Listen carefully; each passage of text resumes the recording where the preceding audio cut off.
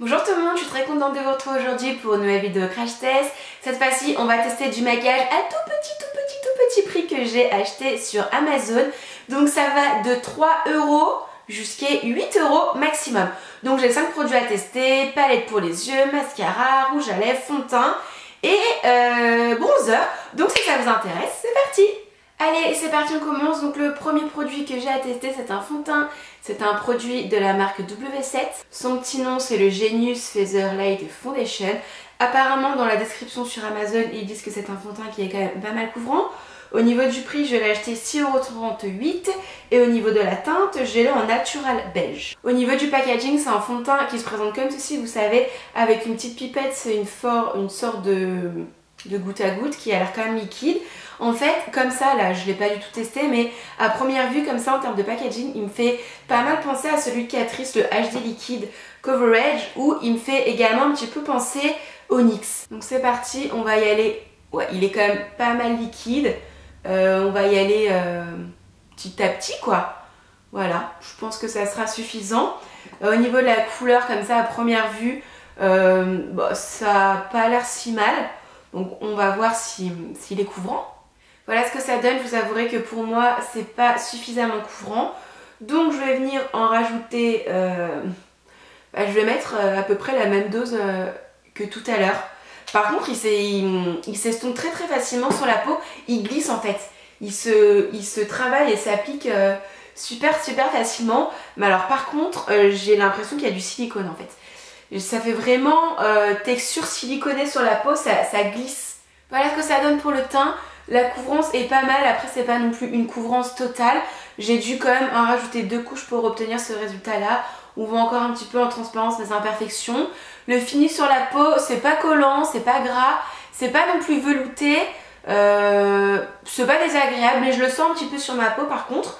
Autrement, en termes d'application, d'estompage et compagnie, ça s'est parfaitement appliqué, c'était très rapide.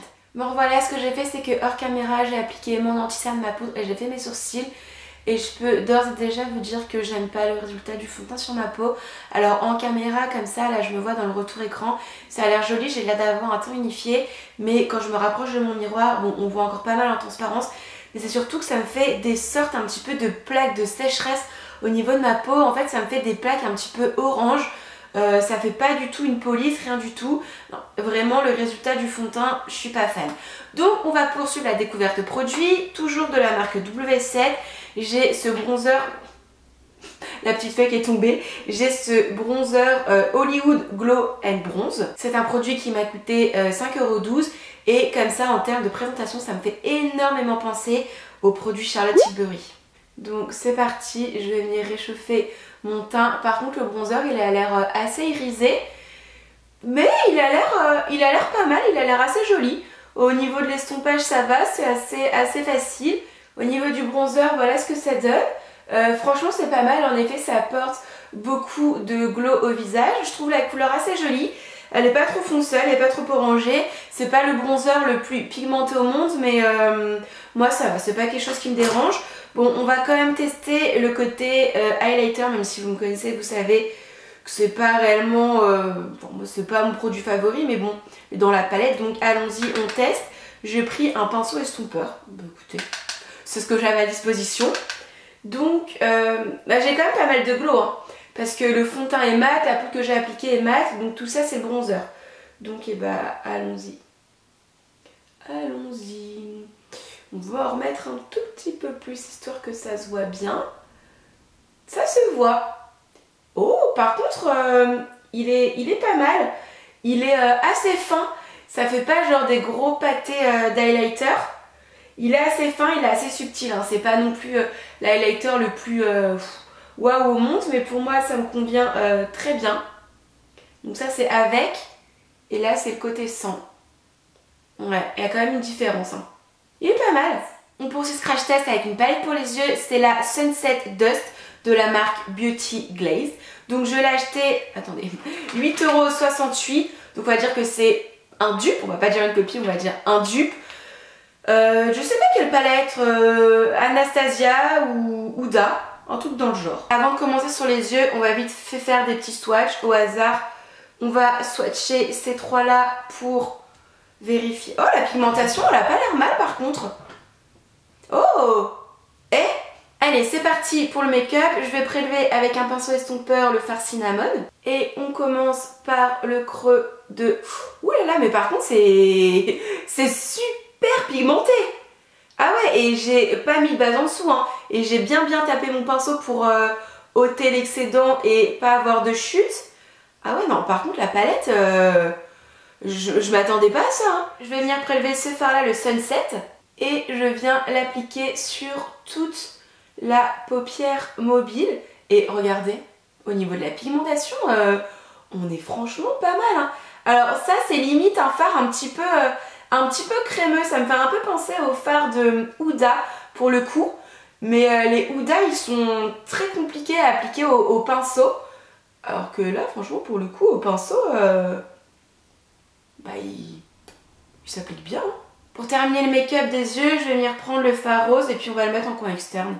Juste pour apporter un petit peu de couleur et pour tester. Non mais regardez. Enfin, bon, on va venir estomper tout ça, hein, mais j'ai pas non plus plongé mon pinceau de fou malade dedans. Je le tape à chaque fois pour éviter les chutes. Niveau chute, on n'en a pas. Maintenant, on va pouvoir passer au mascara. Donc, c'est le WF7 Big Lash. Donc, celui-ci m'a coûté 3,77 € et il promet un effet fossile. Au niveau de la brosse, c'est une brosse en poil classique, traditionnelle, une grosse brosse. Donc, c'est parti. On va voir s'il donne réellement un effet fossile. Et pour le coup, le mascara, c'est franchement le produit sur lequel je suis le plus chiante. Donc voilà le résultat du mascara. Bon, je dois vous avouer, j'ai passé au moins un bon quart d'heure à essayer de travailler mes cils. L'effet promis, effet fossile, je suis pas tout à fait d'accord avec eux. Ça leur a donné un petit peu de volume, un petit peu de longueur. Par contre, ils sont bien noirs. Mais le résultat, pour moi, est beaucoup trop naturel. En fait, j'ai l'impression que sur la brosse, qu'il n'y a pas assez de produits, que ça englobe pas assez bien les cils. Bon, en soi, le résultat est joli, hein. Si vous recherchez un résultat assez naturel, c'est parfait. Et enfin, le dernier produit de ce crash test, c'est le produit que j'avais le plus envie de tester. Il s'agit d'un rouge à lèvres, mais attendez, je vais vous montrer le packaging, je vais vous montrer l'intérieur. C'est pas n'importe lequel, il s'agit de la Fleur Gelée Rouge à lèvres hydratante, couleur changeante, waterproof, aromatisé, saveur pêche. Alors, au niveau du prix, je l'ai acheté 3,08 €. Au niveau du packaging, c'est tellement mignon. Ici, on a une petite fleur. Et en gros, c'est censé être un rouge à lèvres transparent. Vous savez, un petit peu comme les lip gloss de Dior, mais c'est mes rouges à lèvres favoris. Ça glisse bien sur la peau, ça fond bien. Et si, ça colore, hein. Vous voyez, j'ai fait que la lèvre du bas. Ça colore pas mal. Et donc moi, j'ai choisi rose. Et en effet, c'est un joli rose. Voilà ce que ça donne pour les lèvres. En fait, c'est totalement modulable. C'est plus on en met, plus ça devient rosé. Par contre, au niveau du goût, le goût pêche, il n'est pas du tout agréable au goût. J'ai l'impression d'avoir avalé du PXL. Donc c'est très chimique, hein. J'imagine bien que pour 3,0 €... Ah non, par contre, le goût en bouche, c'est... Voilà les filles et les garçons, ma vidéo est maintenant terminée. N'hésitez pas à me dire en commentaire si vous avez déjà acheté du maquillage à petit prix sur Amazon. Quels sont les produits que vous avez achetés, les produits que vous avez aimés ou les produits que vous n'avez pas aimés. N'hésitez pas à me dire les marques petit prix, les marques petit budget, je sais pas, les produits qui vous plaisent, les produits que vous achetez souvent. N'hésitez pas à me dire en commentaire si vous avez des idées de futures vidéos, etc. etc. Et en attendant une prochaine vidéo, moi je vous embrasse fort et je vous dis à très vite. Bye!